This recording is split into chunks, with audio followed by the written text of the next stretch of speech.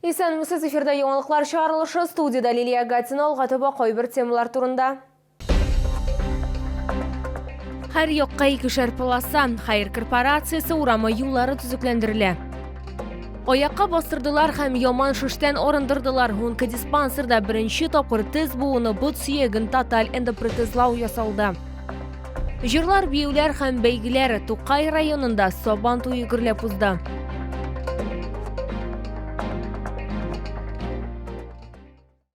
Хайыр корпорациясе урамдагы юл төзекләндерелә. Эшләрнең 50%-тан артыгы инде башкарылган. Төзүчеләр әйтүенчә, юллар киңрәк булачак, һәр якка икешәр полоса. Ремонт барышын безнең иҗат төркеме карап кайтты. Хайыр корпорациясе урамы юлларына күптәннән ремонт соралган. Биредәге тар юллар аркасында еш кына бөкеләр барлыкка килә иде. Шуңа күрә үзгәртеп, яңа юл төзергә кирәк дигән карарга килә төзүчеләр. Тиздән һәр якка да 2 полосалы киң юллар булачак. Моның өчен хәтта юл читендәге кайбер объектларны күчерергә туры килгән. Газовая заправка демонтируется. Большое количество торговых точек. Мы хотели бы поблагодарить всех собственников, которые с пониманием отнеслись. Те, кто находится в зоне отвода, все заинтересованы в том, чтобы с дорогой как-то все было обустроено правильно. Хәзерге вакытта ремонтның беренче этабы бара. Узынлыгы 1,5 километр тирәсен. Эшләрнең 50%-тан артыгы инде башкарылган. Юлларны төзекләндерү белән бер рәттән юл читләрендә яктырткычлар да урнаштырачаклар. Дорога сама делится на 2 этапа. Один этап по территории набережных Челнов. Мы как раз сейчас на нем ведем работы. А второй этап – это 800 метров до поворота на поселок Новый в Тукаевском районе. Очень ждем, что все-таки будет принято решение о выделении финансирования для производства строительно-монтажных работ. Икенче этап буенча эшләр кайчан башланыр әлегә билгесез. Юл төзүчеләр республика хөкүмәте карары чыгуын көтәләр. Лилия Хабибжанова, Эльмира Гайнетдинова, Ленар Султанов, Яңалыклар. Әгәр сезне дә борчый торган проблемагыз яисә шатлыклы хәбәрегез булса, безнең редакциянең кайнар элемтә телефонына шалтыратыгыз. 51 31 31 номеры тәүлек буена эшли. Хәбәрләрегезне WhatsApp башада юллый аласыз. Фото һәм видеоларыгызны 8939 301 31 31 номеры буенча көтеп калабыз.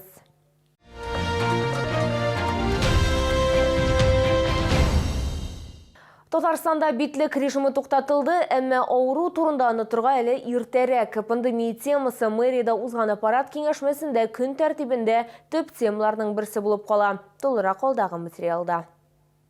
Пандемия вакытында Яршалда яңа коронавирус инфекциясының 17382 очрагы теркәлгән. Күрсәткечләр республика буенча уртача саннардан 18,4% түбәнрәк.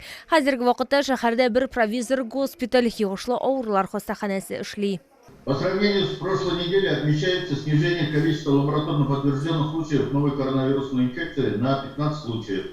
Было 77, на этой неделе 62 случая. Шәһәрдә яңа коронавирус инфекциясына каршы вакцинация һәм ревакцинация дәвам итә. Всего в город поступило 358 795 доз вакцин. Первым компонентом провакцинировано 297 447 человек, вторым компонентом 228 471 человек. Искәртеп узабыз, узган атнада Татарстанда битлек режимы туктатылды. Хәзерге вакытта битлек кию тәкъдим итү характерына ия. Әмма шулай да авыру хакында онытырга әле иртә дип билгеләп үттеләр шәһәр хакимиятендә. Авыручылар статистикасы стабильләште, тик коронавирус бер кая да чигенми. Лилия Гатина, Ленар Султанов, Яңалыклар. Республика клиник онкология диспансерның Чоллы филиалы табиблары Казан коллегалары белән бергә уникаль операция уздырдылар. Онкодиспансерда беренче тапкыр тез буыны бот сөяген тоталь эндопротезлау ясалды. Толырак алдагы сюжетта.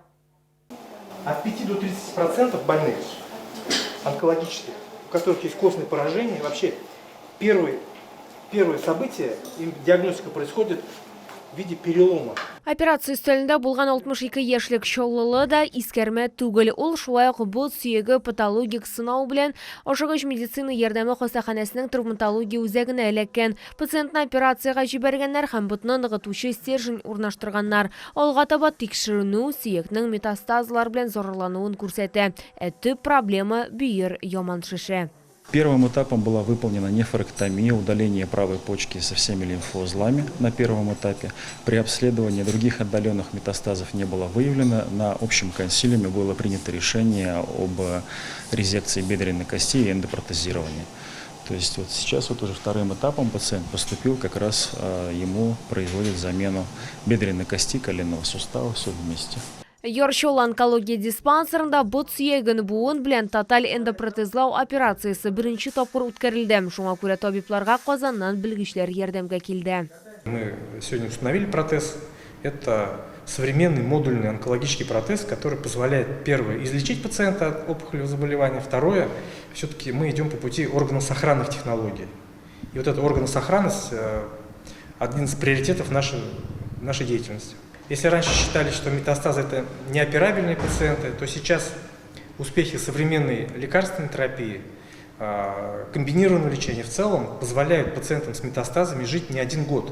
Операция 4 сағат дәвам итте. Хәзер ир-атны озак тернәкләндерү көтә, әмма аның тормышына һәм сәламәтлегенә берни дә янамый. Лилия Гатина, Сергей Вильданов, яңалыклар.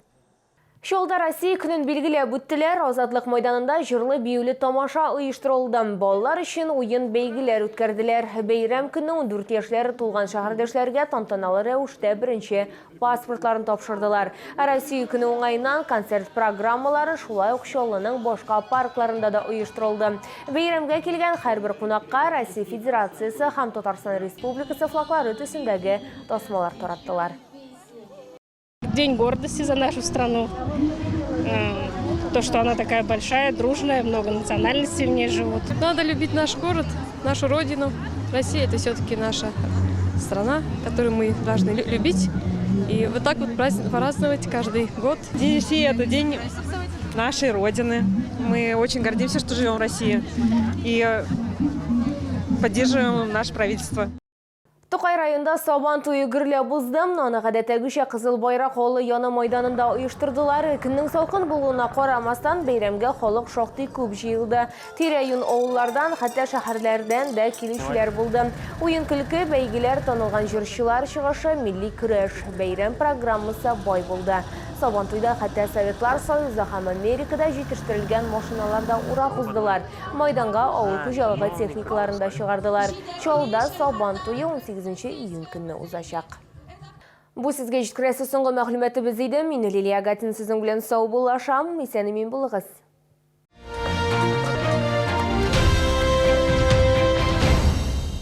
Санаторий Шифалы-Суйжминвода предлагает программу для лечения и профилактики хронических заболеваний дыхательной системы «Свободное дыхание». Повышайте иммунитет и укрепляйте противовирусную защиту организма.